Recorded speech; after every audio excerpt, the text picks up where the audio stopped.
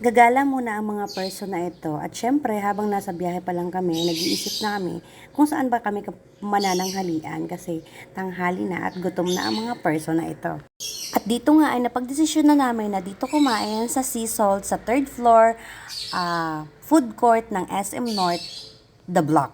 So, madalas na kami kumakain dito kasi very affordable lang yung mga food nila. Nag-range lang ng around 200 per dish or per plate yung serving nila at very, very demure din. Very, very masarap din talaga. So, si Ate Jelsa ay nag-order. Pinapili ko sila kung ano yung mga gusto nilang kainin. Tapos, habang nag-aantay ng pagkain na in-order namin ay tinikman ko tong bread ng kumuri ata to. Basta hindi ko matandaan, parang ganun. Parang nasa harap lang siya ng SM entrance.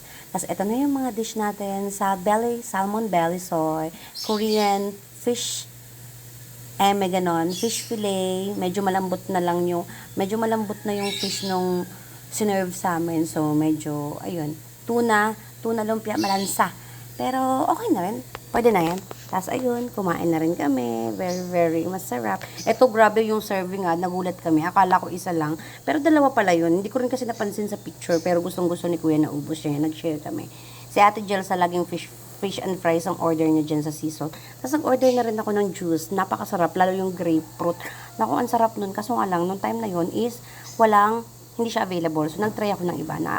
Yun lang. See you on the next vlog. Bye!